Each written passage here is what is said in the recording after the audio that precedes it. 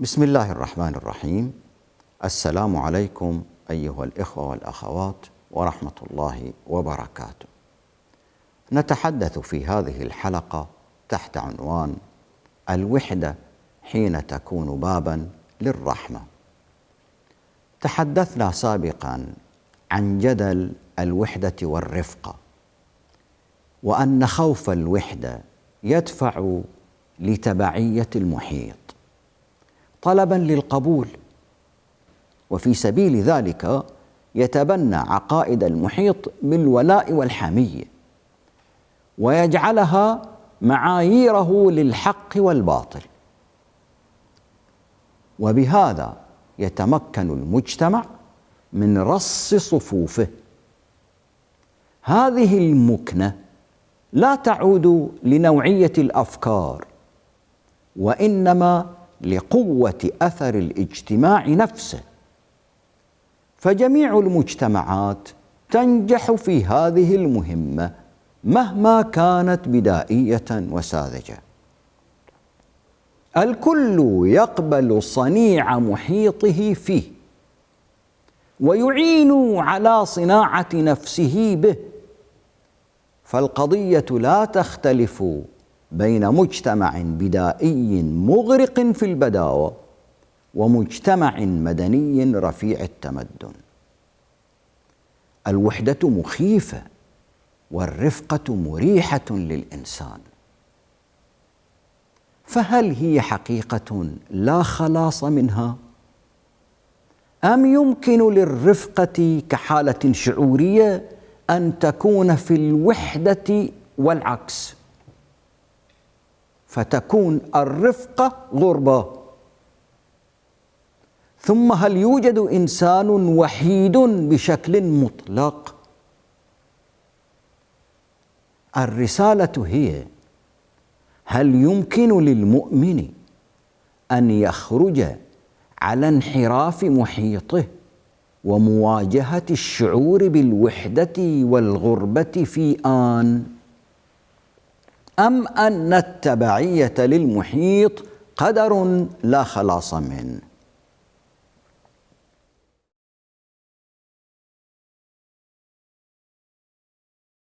أحيانا يكون المرء في وسط مزدحم بالناس من حوله ولا يشعر بوجودهم، وأحيانا يكون المرء وحيدا ولكنه يشعر بالأنس والرفقة.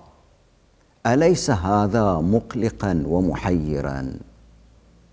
نعم، بالنسبة للغافل ضعيف الإنسانية ولجميع المتخلفين الضالين عن هداهم ورشدهم، وليس للواعي المؤمن بأفق القضية ولديه فيها رؤية وهدف. إن الوعي يكمن في الذات، ومن سكون الوحدة تتفجر الرغبة وتتوضح الأفكار وتنجلي الإرادة ويصدر القرار. الله سبحانه سيد الوحدة قبل أن يكون سيد الرفقة. تعالى الله واستغنى. كان الله ولا شيء معه، مستغنيا بنفسه غنيا عن خلقه، لم يخلقهم لوحشة ولا لمنفعة، فكم كان هكذا ولم يكن معه شيء. كان هكذا بلا بداية، ومهما أطلت عمر الخلائق فإنها تؤول صفرا مقارنة باللا نهاية. فهل ازداد بهم أو نقص؟ كلا، لأن غناه في نفسه لا بغيره. فكذلك العبد لن توحشه الوحدة إذا كان عنده ما يغنيه، فإنما يوحش الافتقار والفراغ. ومن كان غنيا بفكره منشغلا بهمه مثقلا بحمله لم توحشه الوحدة، ولم تؤنسه الرفقة إلا بما يوافق رضاه في انشغاله وهمه وحمله. فإن كانت الوحدة أبلغ عنده في بلوغ غايته فضلها على الرفقة، وإن كانت الرفقة هي الأدعى لبلوغ مراده أحبها على الوحدة. هكذا فعل ذوي الهمم والهموم. فإبراهيم عليه السلام اعتزل قومه وما يعبدون من دون الله، وأعتزلكم وما تدعون من دون الله وأدعو ربي عسى ألا أكون بدعاء ربي شقيا، إسقاطا لظنهم أنه سيشقى باعتزالهم. لم تكن العزلة خيار إبراهيم، ولكن لما رأى أن مبادئه تموت في قومه الأموات آثر الرحيل والبحث عن تربة تتقبل بذوره، فاعتزاله ورفقته حالتان تتساويان عنده في الاختيار أيها أقرب لمبادئه ورسالته. ومريم ابنة عمران إذ انتبذت من أهلها مكانا شرقيا فاتخذت من دونهم حجابا، آثرت العزلة والحجاب على مشاركة الكهنة الفاسدين، فكان أنسها في وحدتها وعزلتها، ولم يكن اعتزالها ضعفا بل موقفا. فإذ لم تتمكن من تغيير الفساد اعتزلته، فكانت عزلتها مقدمة لحدث حياتها الأعظم. ونبينا محمد صلى الله عليه وآله عاش من قبل البعثة في جواه مثقلا بهم يشغله وأسئلة تحيره، ضالا عن ضالة، فكان في الناس وليس فيهم، حتى بلغ به الأمر شدته فصار يعتزل أياما طويلة يأنس بوحشة الليل في غار حراء. ولو كنت مكانه لوليت فرارا ولملئت رعبا. لم يكن حينها نبيا ليأنس بربه، ولم يكن قارئا للكتب فيأنس بها، ولم يكن فيلسوفا يفلسف. فما الذي لم يشعره بالوحدة في بطن الوحدة؟ وما الذي كان يؤنسه في جوف الوحشة سوى ثراء نفسه وغناها بالتفكير والتأمل، مستأنسا بالوحش بعد أوانس الحي الحلول. ذوقي أميمة ما أذوق وبعدها ما شئت قولي، هكذا يقول الشاعر. حقيقة إن عزلة محمد في الغار لم تنل ما تستحقه من الوقوف عندها طويلا. وإذا ما خرجنا عن محيط النبيين سنجد عددا من عظماء الفكر ممن فضلوا العزلة مع فكرهم ومبادئهم وهمومهم. ومنهم المعري الذي اشمأز من زيف بغداد وكذبها فانعزل في المعرة عن المدن، في بيته عن البيوت، حابسا نفسه في قيوده المادية والمعنوية والأدبية، حتى ذهب يتكلم في مواضيع غريبة لم يفكر فيها، فكتب رسالة الغفران وتقيد بمزيد من القيود فلزم ما لا يلزم. ويذكر المؤرخون عديدا من الفلاسفة والمفكرين ممن آثروا العزلة، حتى قال بعضهم: يظهر التاريخ أن أغلب من قاموا بعمل عظيم قد قضوا حياتهم في عزلة. يصبح المعتزل محصنا ضد العالم.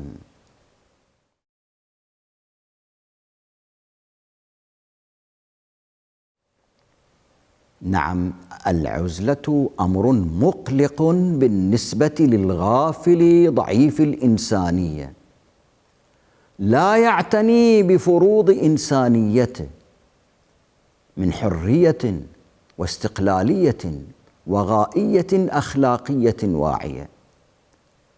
وكذلك لجموع المتخلفين الضالين عن هداهم ورشدهم. وليس للواعي المؤمن بأفق القضية ولديه فيها رؤية وهدف.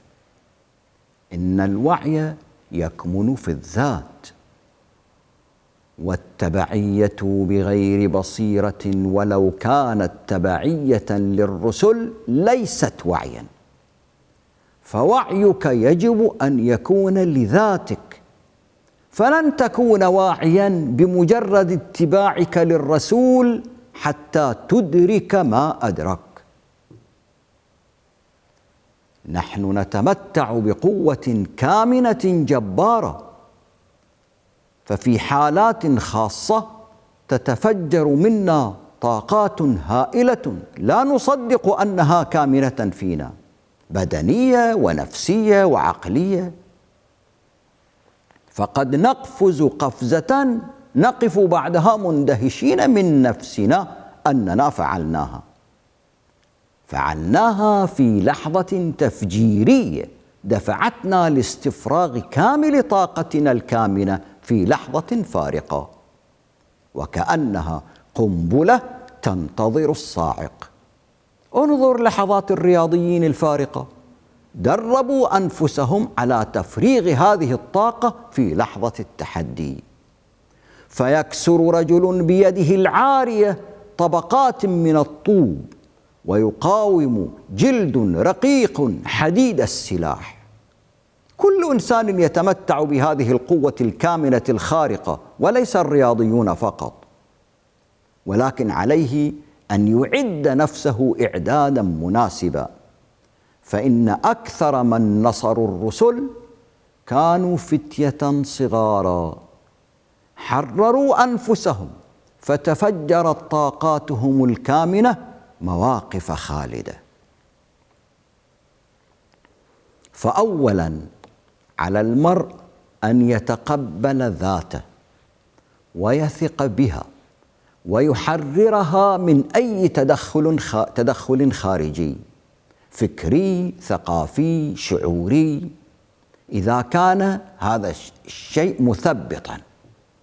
فالإنسان يتأثر بآراء المحيطين به، فإذا كانت سلبية ستكون عامل نقوص وتذبذب، وهو من أكبر معيقات تفجير الطاقة.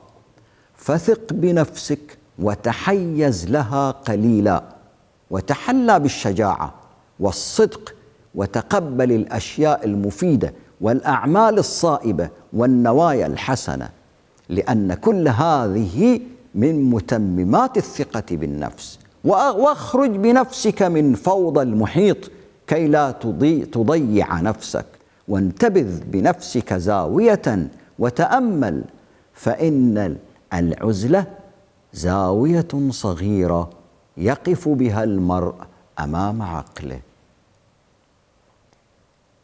ومن سكون الوحدة تتفجر الرغبة، وتتوضح الأفكار، وتتجلى الإرادة، ويصدر القرار. فحينما وعظ الله سبحانه الناس وهم يسمعون الإيمان يعرض عليهم، وعظهم بواحدة غايتها تحرير الإرادة والفكر من آثار المحيط، ليكون قرارهم قرار أنفسهم، سواء أكان قبولا أو رفضا، ولكنه قرارهم اتخذوه بملء إرادتهم، يتحملون تبعاته. يقول سبحانه: قل إنما أعظكم بواحدة أن تقوموا لله مثنى وفرادى ثم تتفكروا ما بصاحبكم من جنة إن هو إلا نذير لكم بين يدي عذاب شديد. وأما القرار الذي تتخذه وسط الجموع فلن يخلو من الوقوع تحت تأثيرهم. ألا ترى الناس في تظاهراتها كيف يسهل جرها لما لم تخرج إليه، وقد ترفع شعاراً هو وليد اللحظة أكبر من كل قدراتها، ولم تتداول فيه ولم تمحص. يحدث ذلك للقيادات قبل الجماهير، فالتفكير الجمعي حماسي مندفع تابع، وكل هذه لا تفيد في إحكام القرارات العادية، فما بالك بالمصيرية. فالقرار هو وعي بوجودك. أين أنت؟ أين أنت من الشيء؟ أين أنت من عناصر الإرجاف، عوامل التنافر، أمواج الانخداع؟ الإرجاف والتنافر والانخداع كلها من مزالق صنم الجموع. فالمرجفون يزلزلونك عن مستقرك بالتخويف والتهويل، والنافرون مشاريع عدوان قد تخشاهم فتتراجع.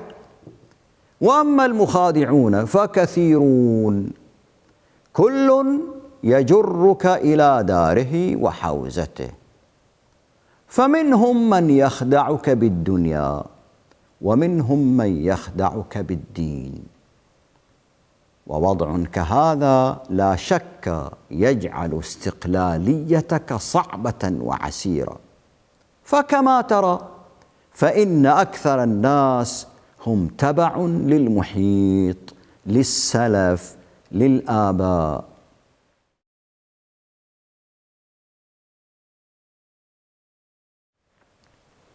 هل يوجد إنسان وحيد؟ نحن نخاف الوحدة، وبسببها نخاف مخالفة الناس، ونخشى الاستقلالية. ولكن هل يوجد منا من هو وحيد وحدة مطلقة؟ هل نولد في هذه الدنيا مجردين من كل ما لم تعمله أيدينا وتفكر به عقولنا؟ هل نولد صفحة بيضاء، أم أن هناك مكتوبا مخفيا فينا منطويا من عوالم بعيدة؟ هل نحن صنائع أنفسنا وحدها، أم نحن صنائع التاريخ البشري كله منطويا فينا عبر أجدادنا وآبائنا؟ مهما ظننت أنك وحدك فلست كذلك.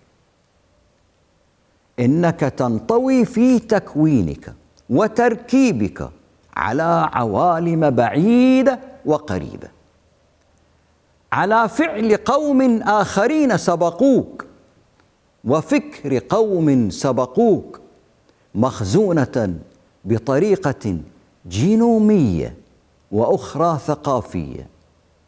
الأمر الذي يوجب على وعينا المزيد من الاحتراس والتبصر، خشية أن تكون مواقفنا قد تسربت لنا لا من وعي بل من لا وعي، مدفون في كينونتنا. وبالمختصر المفيد نشعر بكينونتنا التي تتألف من تركيبتنا النفسية الذاتية واحد، ومن الآباء ومن الأجداد السالفين أو الأجيال السابقة التي ساهمت في صهر مفاهيم الكلمة الفكرة. لا يوجد كائن واحد على وجه الأرض وحيدا، لأنه قبل أن يفتح فمه ليقول من أنا أو هل هذا هو أنا، فهو مجبول من طينة عجنتها مكاسب الإنسانية جميعا. لاحظت الناس أن طبائع الآباء والأجداد وأخلاقهم قد يورث للأبناء،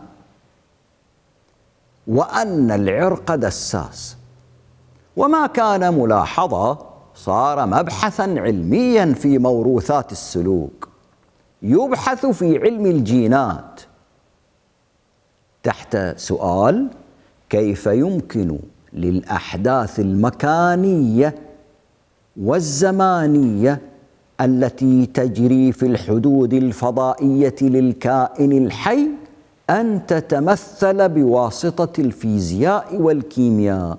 هذا سؤال عندهم. فمع أن عدد الجينات لا يتغير، إلا أن هناك ما يعرف بالتغيرات فوق الجينية، ويعرفونها بالظاهرة التي تؤثر في التعبير الجيني بفعل البيئة دون التغير في تسلسل DNA، وتظهر تأثيراته في المظهر والسلوك والحالة الفسيولوجية والإدراك وغيرها. في تجربة على الفئران أثبتت أن الصغار التي تتلقى اهتماماً أقل من آبائها يكون تحملها للتوتر أقل. هل تنتقل هذه التأثيرات في DNA عبر الأجيال؟ نعم، يمكن أن تنتقل هذه التأثيرات عبر بعض الأجيال على الأقل. كنا نظن أن جيناتنا لا تتأثر ببيئتنا، وهذا المفهوم تغير الآن. فكذلك الحال في موروثنا من الطباع والميول والأمزجة. وأما موروثنا الديني فيمتد من أول إنسان، فالإنسانية غاية الدين منذ آدم، منذ البداية حتى النهاية. هناك أنبياء وصالحون على امتداد زمن الإنسانية، وكله تراث للمؤمن، وليس تراثه مقصورا في مقولات رجال ممن يعتزلهم فيعود مفلسا من ثقافة الإيمان. فالمؤمن لا يربط هداه وضلاله بهم، بل لديه تراث كل الصالحين، وهو في كل صلاة يردد: السلام علينا وعلى عباد الله الصالحين.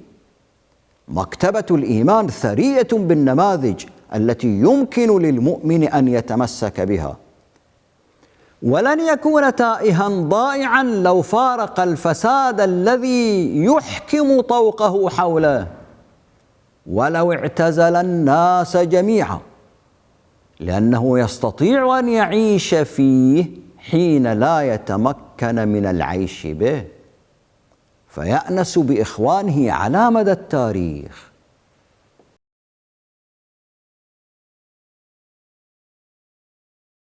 نعم، هناك تأثير للبيئة وللثقافة وللتربية وللموروث وللمحيط، غير أن الله سبحانه وتعالى قد بين مسار الوعي في خطوط وامتدادات الفاتحة وروابطها بالإنسان. فالله هو الرحمن الرحيم، تمتد رحمته من البداية حتى النهاية. ما كان ليذر الإنسان مقهورا لأمر ثم يحاسبه على الوقوع فيه، كلا، ولكن الرحمة تتطلب من الإنسان السعي لبلوغها واستحقاقها. الرحمة عبادة ممتدة في فعل ما ينبغي على الوجه الذي ينبغي وفي الوقت الذي ينبغي، وما على الإنسان إلا التنقيب عن ذاته في هذا الوجود وروابطه، ويتعلم كيف يحكم حياته بالحمد رافعا لواءه عاليا. فالهدى ليس منحة تمنح عرفا، ولكنه ناتج عن استحقاق واقعي مقرر. فلما اعتزلهم وما يعبدون من دون الله وهبنا له إسحاق ويعقوب وكلا جعلنا نبيا. هذه رحمة اعتزال إبراهيم. ومريم حين انتبذت من أهلها فاتخذت من دونهم حجابا وهبت غلاما زكيا. ويوسف حين استحب السجن على عالم الرذيلة والسجن عزلة مكن من الأرض يتبوأ منها حيث يشاء. ومحمد صلى الله عليه وآله حين اعتزل الضلال في غاره تنزل عليه القرآن. وأصحاب الكهف وإذ اعتزلتموهم وما يعبدون إلا الله فأووا إلى الكهف ينشر لكم ربكم من رحمته ويهيئ لكم من أمركم مرفقا. والمهاجرون والهجرة اعتزال. ومن يهاجر في سبيل الله يجد في الأرض مراغما كثيرا وسعة. ومن يخرج من بيته مهاجرا إلى الله ورسوله ثم يدركه الموت فقد وقع أجره على الله وكان الله غفورا رحيما. فالرحمة حاضرة دائما تنتظر مستحقيها. هذا إن كان اعتزالك طلبا للهدى والاستقلالية الحرة الواعية. وأما إن كان اعتزالا لخصومة كاعتزال ابن عطاء شيخ المعتزلة أو لطلب دنيا ككثيرين فثمرتها بحسبها، الطيبات للطيبين والخبيثات للخبيثين. وبالرجوع للقرآن تزاح غواشي الأفكار عن روابط الإنسان ويتضح مساره وامتداداته، فأبواب الرحمة واسعة تنتظر استحقاقها. وإن من شيء إلا عندنا خزائنه وما ننزله إلا بقدر معلوم. والسلام عليكم ورحمة الله وبركاته.